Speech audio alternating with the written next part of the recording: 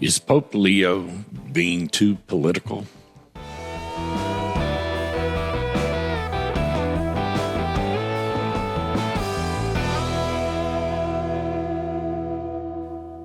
I'm going to start out discussing some of what's been going on since we went to war with Iran for a number of good reasons, as we've discussed before, and their involvement and them being state sponsors of radical Islamists, terrorists. They have killed hundreds of thousands of people, including their own citizens that they've murdered in the streets, hung, whatever they want to do, because they're a regime of terrorists. We've tried many things to get Iran to come around and get away from nuclear weapons, and they've refused to do this. Therefore, we had to go to war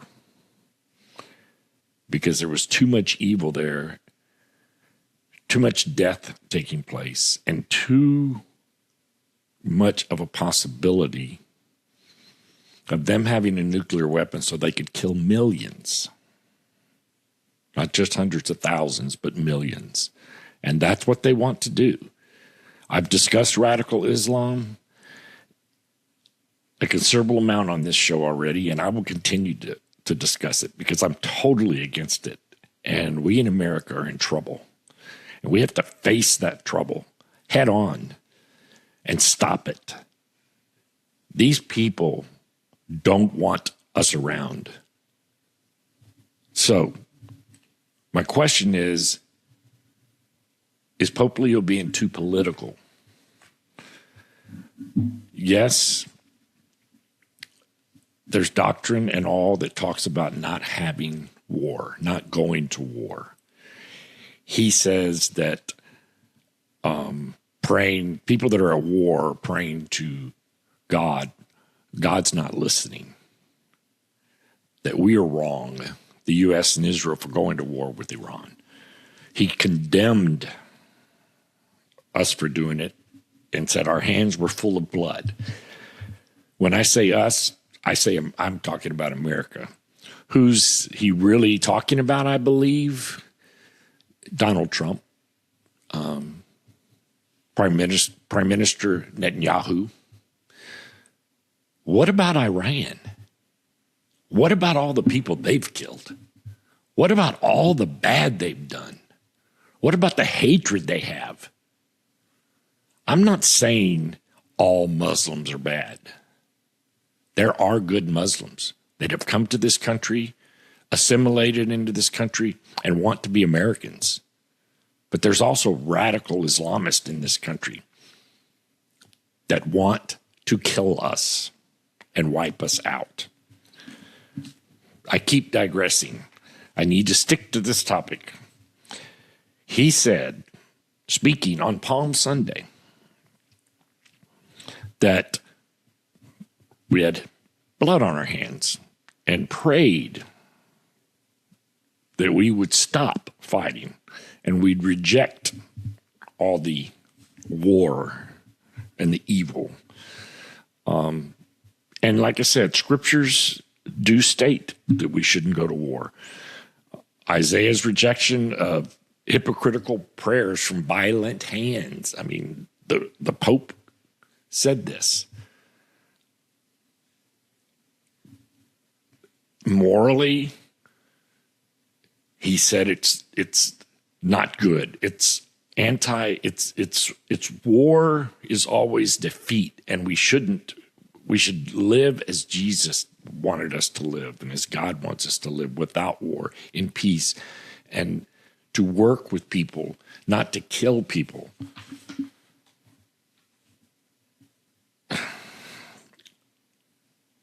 But you've got to look at what's been going on. Why are we there? I know that, again, we're talking about the scriptures, we're talking about the Catholic religion, some here too, and don't get me wrong that I've got something wrong with Catholics. I have nothing there. Full disclosure, I was raised a Catholic and baptized a Catholic. I did later as an adult leave the church. My choice. And that doesn't make me a bad person, and it doesn't make a Catholic a bad person. I have plenty of people that are friends that are Catholic, and I guess my mom and dad were Catholic. We all were raised Catholic. But in the doctrine of the Catholic Church, in the Catholic catechism, and I went through that as a child, catechism, there's the word, 2307 through 2309 affirm that governments have the right to self-defense if peace fails. It says it right there. Go look it up. 2307 through 2309. In addition, it says that offensive war is unjust, but defensive proportionate force is acceptable. Well, then there are those that will say, well, wait a minute, we attacked Iran. 47 years of them killing. 47 years.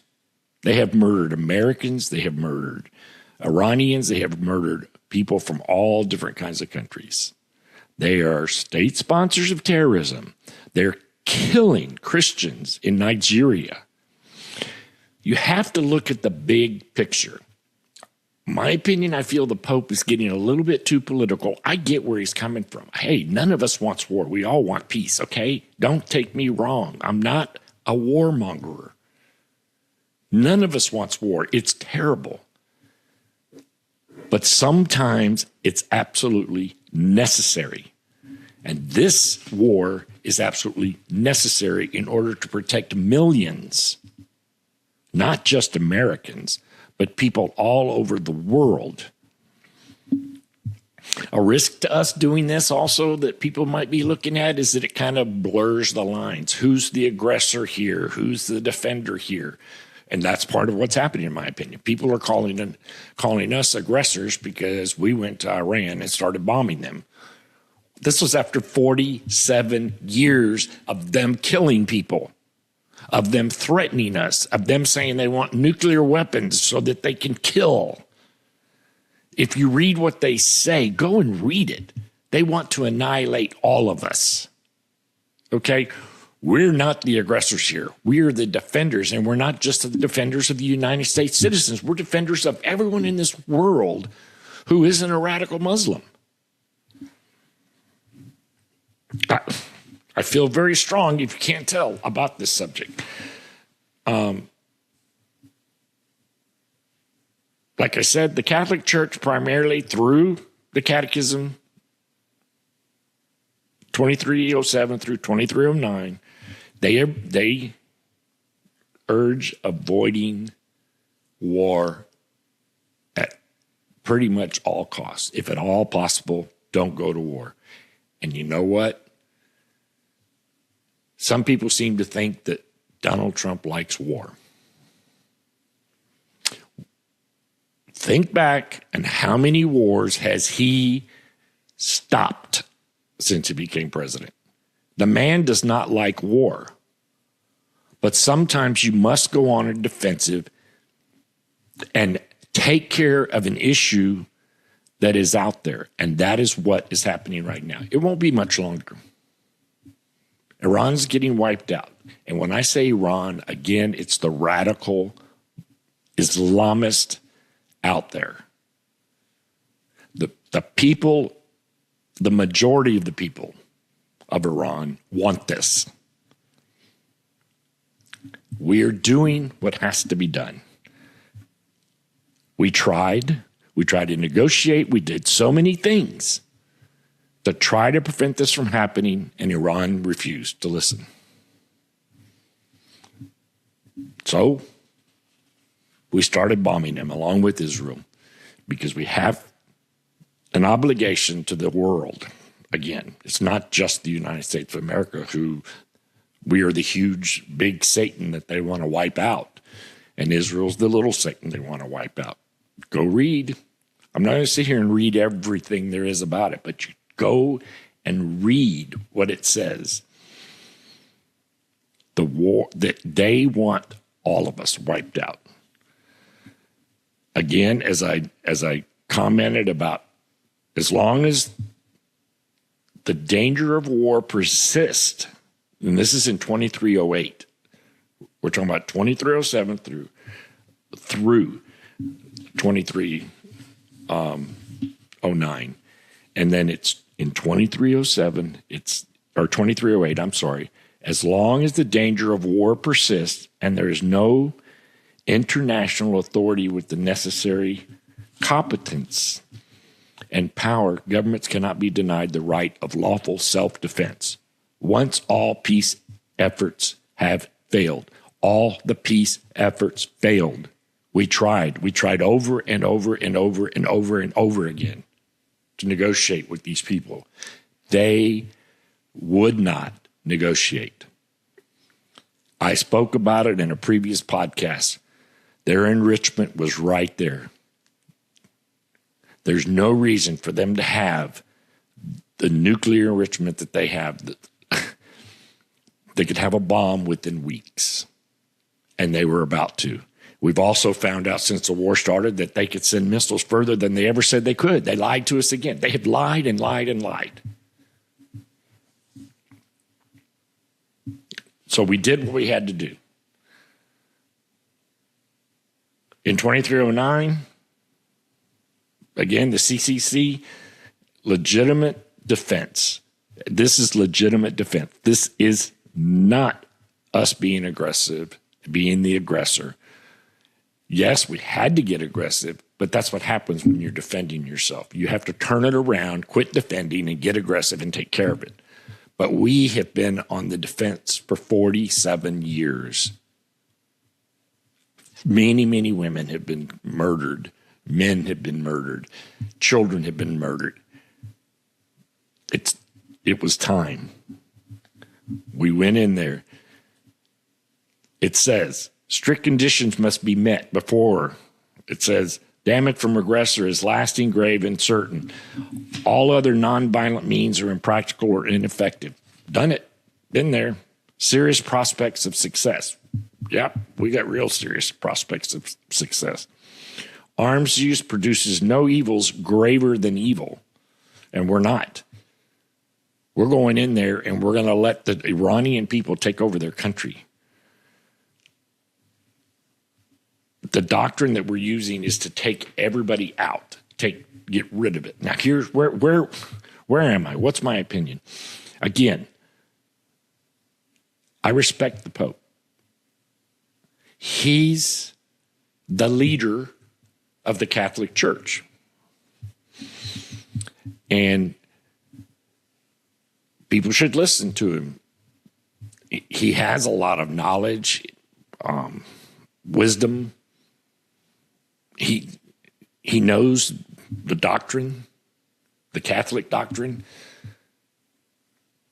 but he's the Pope. He's a human. He's imperfect. Jesus is the perfect. Jesus, who's right there between us and God. Jesus is who we talk to. Again, taking nothing away from the Pope, but I don't feel that the Pope should politicize his religion. And then, is it right for President Trump to come back and start doing the same thing? No. Trump is absolutely wrong. So before you try to eat me alive in the comments, I don't think Trump's responses to him and the way he's acted have been right. Now, unfortunately, from what I've seen, 90% of the garbage out there are a bunch of lies and fake AI memes and all, and that stuff's got to stop. Why do you people have to lie? That's part of the problem. a big part of the problem. And unfortunately, yes, the right lies, but the left lies way too much. They put out these memes and these AI things saying that Trump did this, Trump did that. Stop. At least tell the truth. Quit lying about it. I am of the opinion that the Pope has a right to have his opinion. We all do. But don't condemn the U.S. and Israel for what they're doing. They are trying to save the world because he doesn't see it, apparently. And I would think he would, because he's a very intelligent man. But there's a good number of people in this world that see it. They know what Iran has in mind. Maybe not as much as they did, because we're pretty much taking care of them now. And again, Iran, I mean the radical Islamist.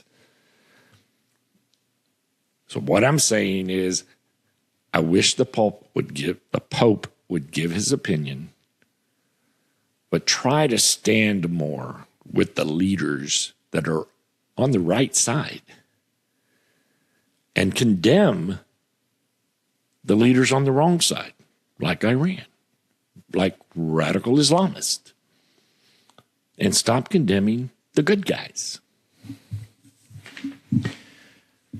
Before I go on to the next segment, I want to make note of our sponsor, the AngelPillow.com, from Dr. Mark Yazak. They came on board with us the last podcast as a sponsor, and I've gotten quite a few comments from people regarding the pillow. And as I said before, Dr. Yazak had recommended the pillow to my wife, and she bought it. I was skeptical. She used it for a couple of weeks, praised it up and down, up and down, up and down.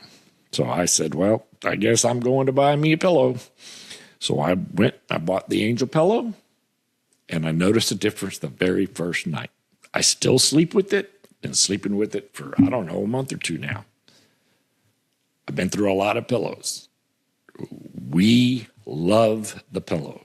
We also know other people that have gotten the pillow, and they love it too. My recommendation to you is go to theangelpillow.com. You can read more about it there if you'd like, see what it looks like. Go and order it. In the discount code, put in SPICE, S-P-I-C-E, and you'll get 20% off your order. Because waking up shouldn't hurt. Now, second subject today I want to get onto is the no tax on tips and the no tax on overtime. Both of those names, phrases, aren't really exactly true. I'm going to get that out there and clear real quick, because they're still paying taxes. It isn't like every tip you get, you'll never pay a tax on it, or every hour of overtime that you get, you'll never pay taxes on it. That's not true. Okay, so that's the first thing. And I'm talking all the taxes, federal government, all the way down. And remember, not every state has no income tax. There are many, many states, like New York, for instance, that charge income tax. So that it doesn't have anything to do with this no tax on tips and no tax on overtime. As you know, I live in Texas. We don't have a state income tax. Our taxes are collected through sales tax and property taxes and things like that. How are they doing on this? There's a modest benefit that's occurred from what is happening. They're seeing an average of $1,700 to $1,800 annually that people are paying less in taxes. They're basically getting already. And this just started, okay? But it was just tax day, and the majority of people have filed their taxes, especially people that are in this category, so to speak, and you'll understand what I mean when I say this category. they've probably filed their taxes because a lot of them get money back. And so they get it done as quickly as possible. Is it a big part of America that does tips? No. It's a service industry. It's people that are, waiting tables, maybe driving Uber, Lyft. It's not a huge. They estimate 2 to 3% of households get tipped, and that this applies to. Benefits to having this, and how it works, is that, and the way that Congress set it up, and it seemed like they kind of agreed, even though not one single Democrat voted for this. And that's something to remember when the midterm elections come up.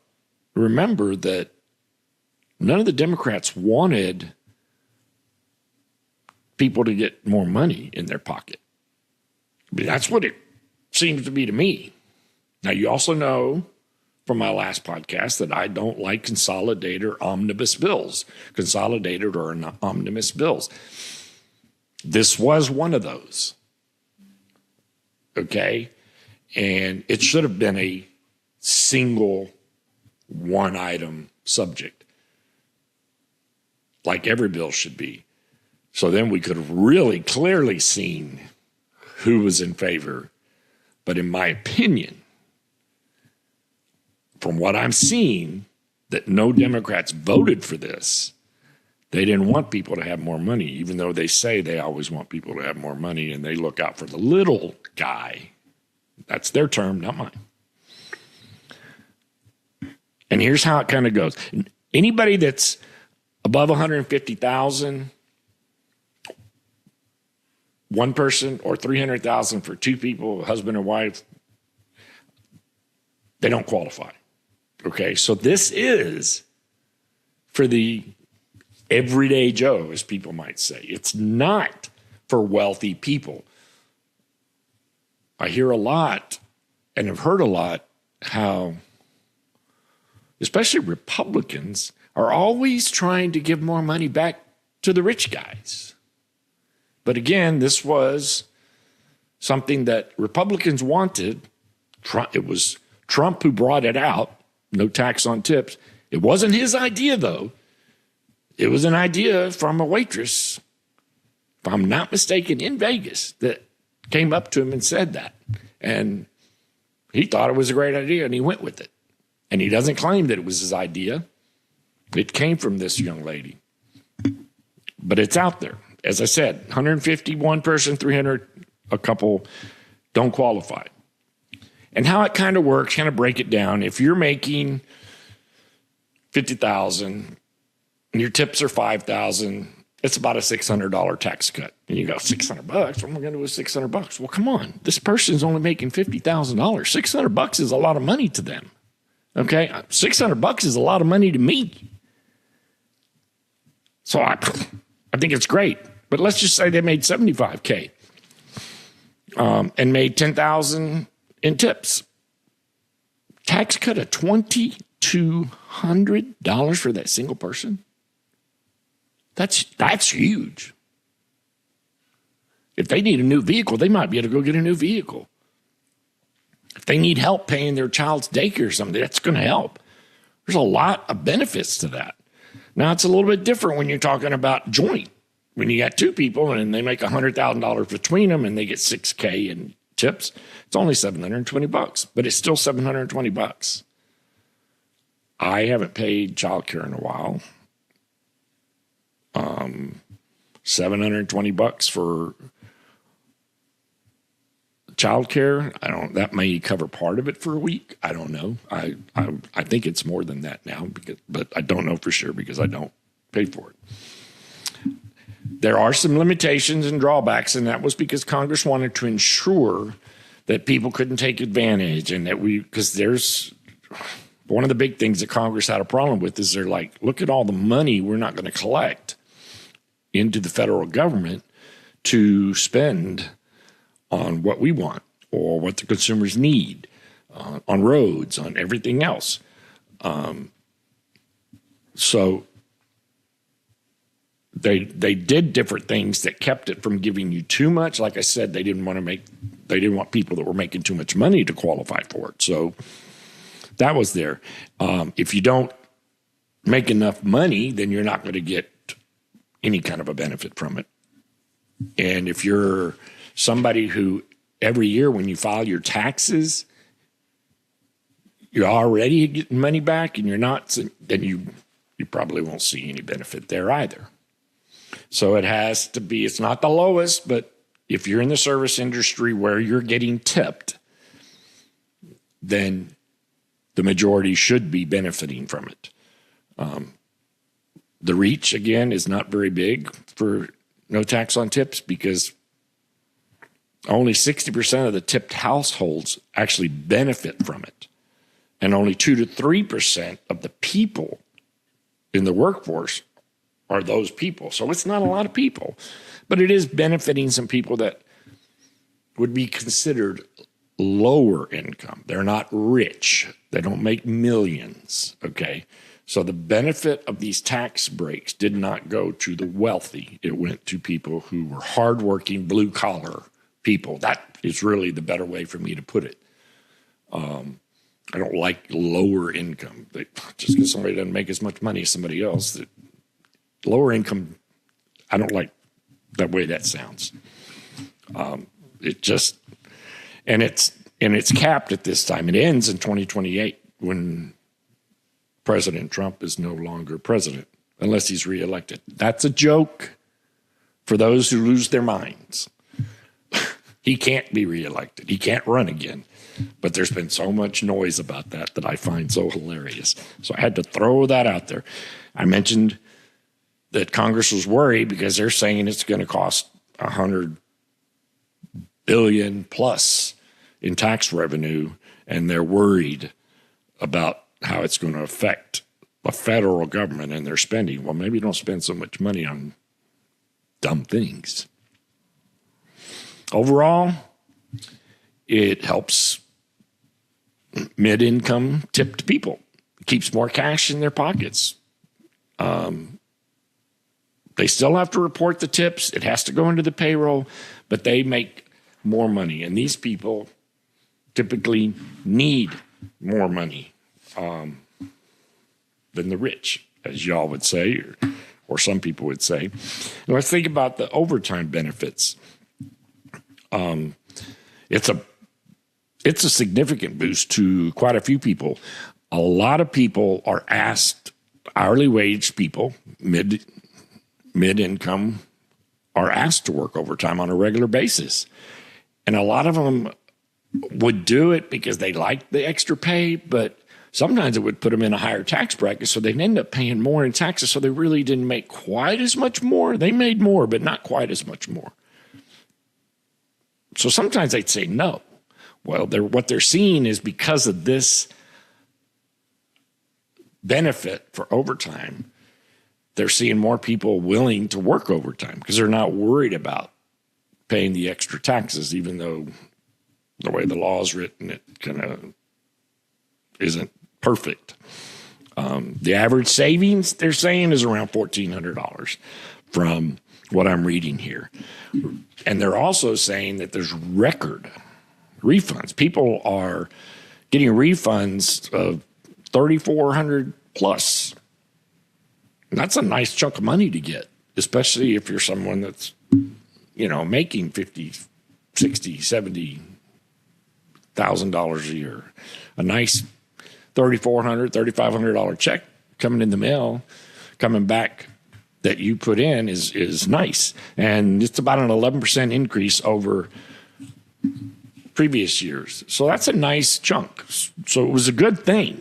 It's a good thing that's helping a lot of Americans, and we need to remember that. And you need to tell your friends, especially those that maybe are criticizing the right and saying that they don't do anything, and we need to think about voting for the left. Because let me tell you something, all these tax breaks and stuff, the left can take this stuff away. Remember, they weren't even in favor of it. They didn't vote yes on this. And I know y'all think, oh, he's just always blaming the left. I don't always blame the left.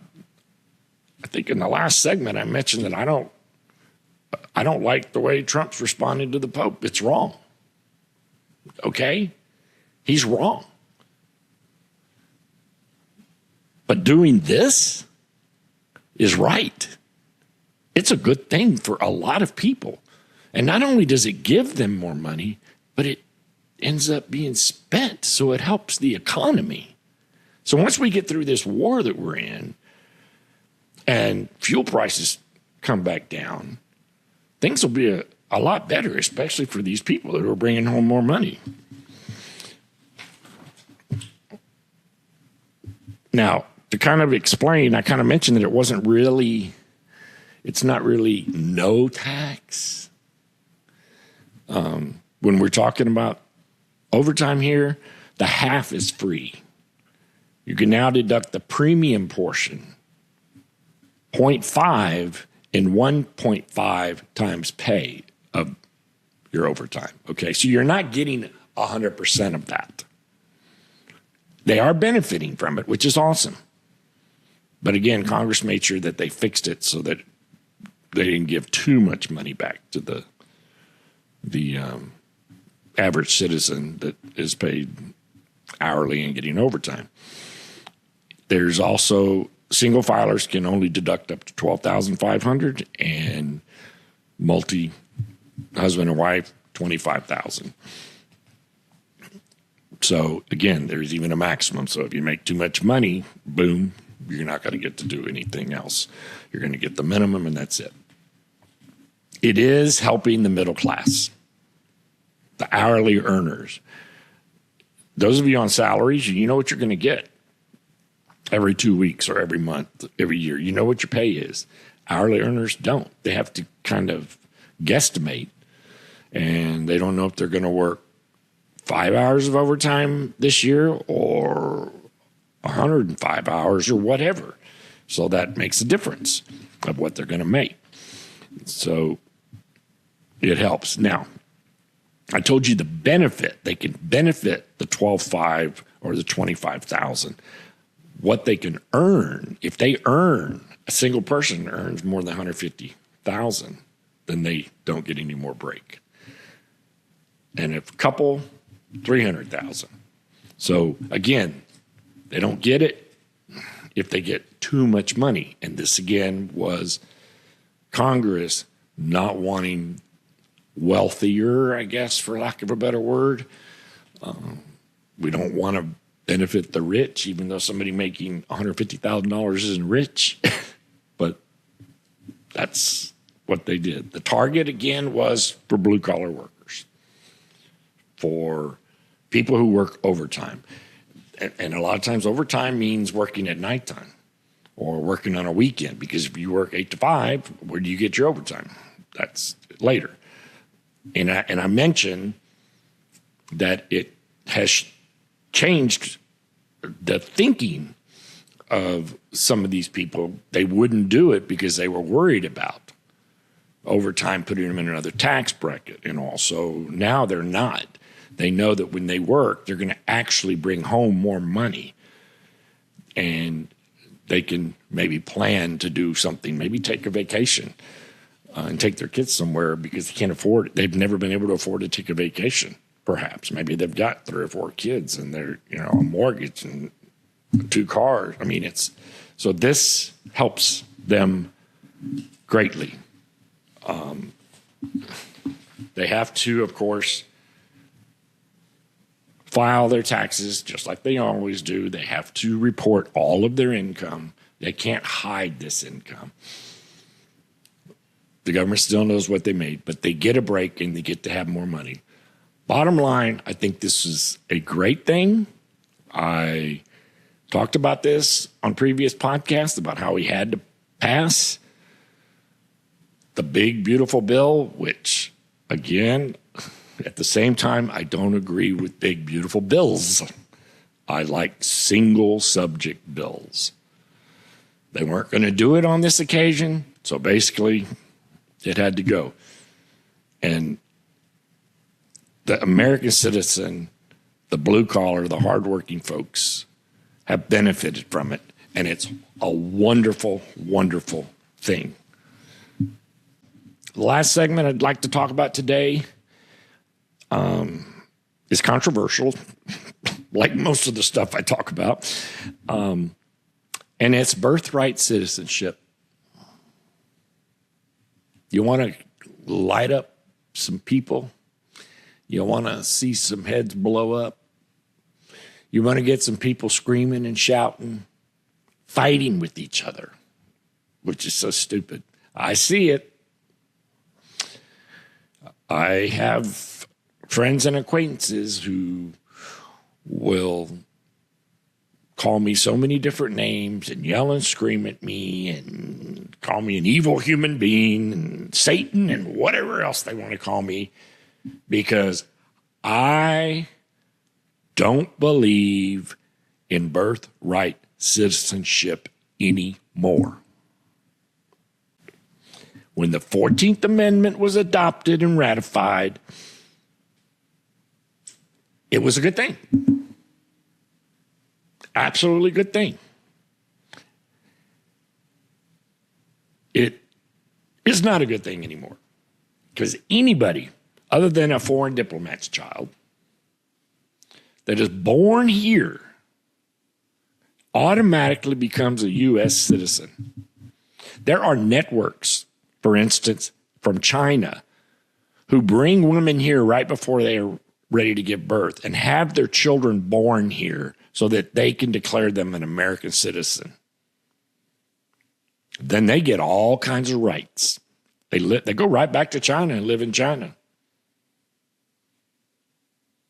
They don't live here. They're not Americans. Okay? And when I say Americans, I mean they don't know America. They're not supporting America. They're supporting China. And they're about China. Okay? That's my problem. Women skedaddling across, or not skedaddling, but coming across the border just to have a baby so they can say their baby's an American. No, it's wrong. I'll never agree. You won't be able to change my mind. You can try. You can tell me what you think. I'm not going to scream at you. I'm going to tell you why I don't agree with it. As you know, you should know that you just have to be here. Bam, you're an American citizen when you're born. Doesn't matter. Why was it put in place? It was put in place right after the Civil War to protect formerly enslaved people and ensure citizenship isn't based on race or bloodline. That's very clear. I don't see what isn't clear about that. To protect formerly enslaved people and ensure citizenship isn't based on race and bloodline. Why should every Tom, Dick, and Harry who comes over here and has a kid be allowed to have that kid become an American citizen? When you come to America, your job is to become an American.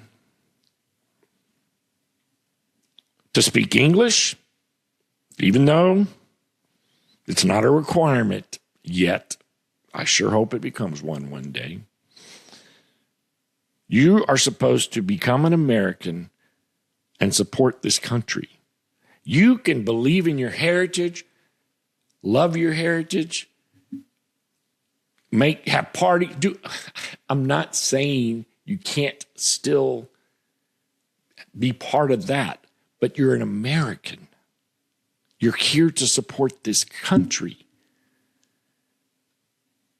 We're all from somewhere else, or our families were from somewhere else. So I'm not saying throw away your history, your heritage. That's not what I'm saying. So get off your soapbox. Don't start screaming and yelling at me. Saying you come here as an American, you come here to be an American, or you're born here and you become an American, then be an American. Don't come over here have your baby and then take them back to China or wherever, Istanbul. I mean, no, I don't believe in it. Now, Trump's even tried to stop this, said you can't do that, a president can't do that. Okay, I'm not going to argue that point. I'm not going to argue that point. I agree. The problem is Congress needs to change the law. We need to tell our congressmen and women to change the law. That you don't get citizenship just because you're born here. And it also, I mean, it creates issues. If somebody comes here and they're born and everybody's illegal in their family, their baby's born and they're legal, and then you can have all kinds of problems proving the birth certificate's right. There's a lot of stuff that goes on. So then there's all these fights and arguments, and they're paying money for this and that, and it's not right. Congress needs to change it.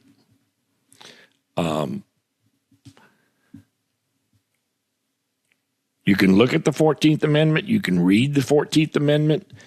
And yes, it says, some will say that it's all you got to do is be born on the soil of the U.S. and you're American. What's the argument? Why are y'all arguing this? Because it was not meant in that way when they put it in there. It was to protect the slaves that were in this country. Unfortunately, this country had slavery, and many suffered.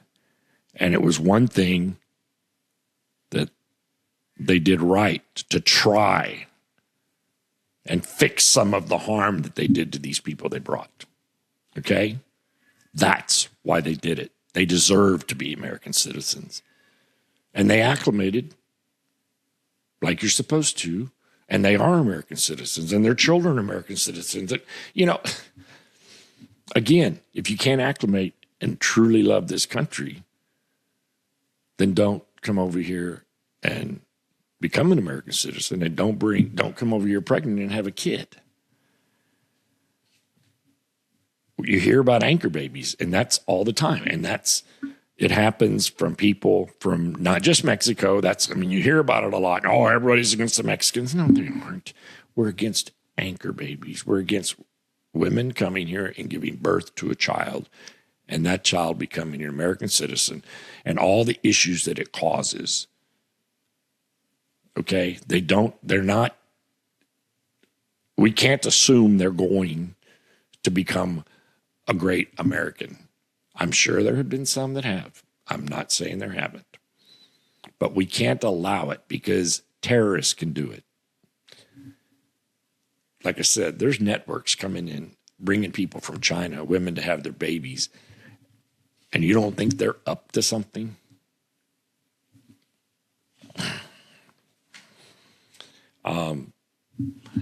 There's people that have said, well, it's going to increase the number of illegals getting into the country or wanting to come into the country. Really? Does anybody remember how many illegals came in the country during the Biden administration? People are always going to want to come here because America's the greatest country. Hands down. If you don't think so, adios. Pack your bags and go wherever you think is the greatest.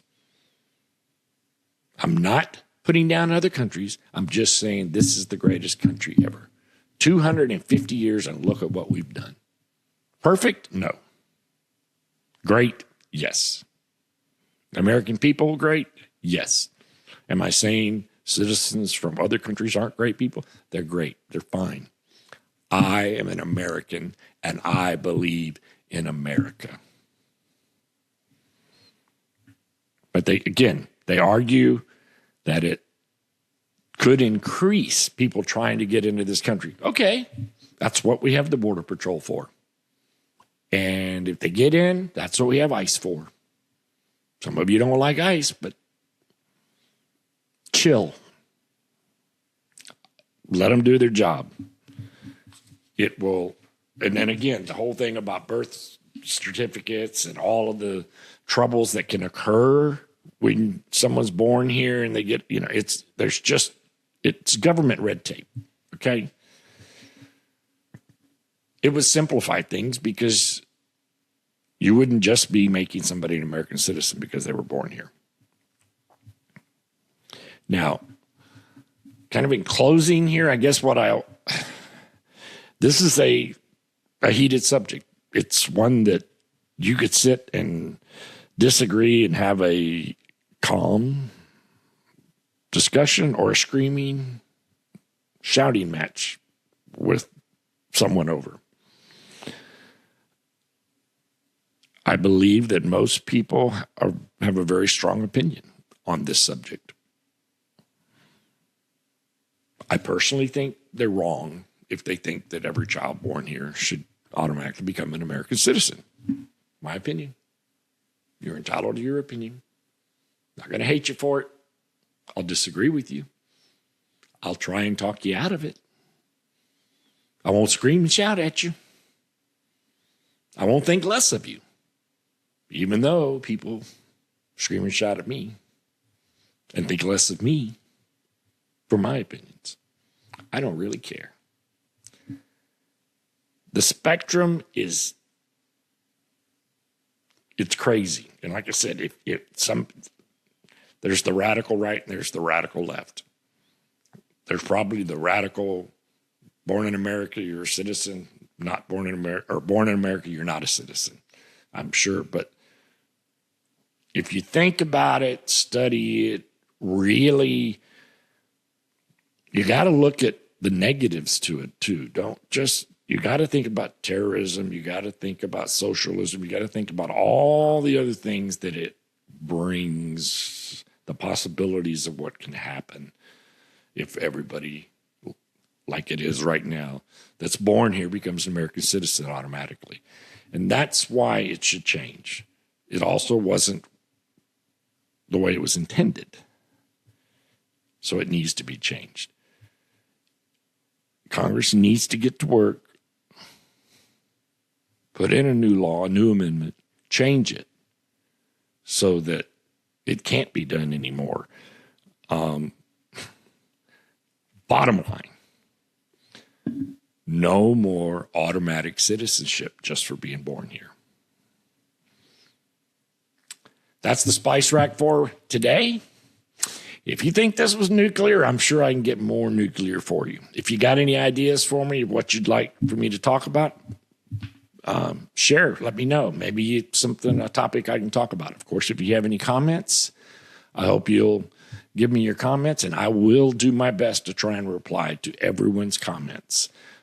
Head over to Apple Podcasts, YouTube, Facebook, Spotify, wherever you get your podcasts from, and please like what you've heard here and comment if you'd like. Share it with your friends. We need you to grow this show and keep it going and sharing our opinion and getting your opinion back to us. Until then, stay seasoned, stay spicy, and keep it unfiltered. I'm Steveo. Until next time.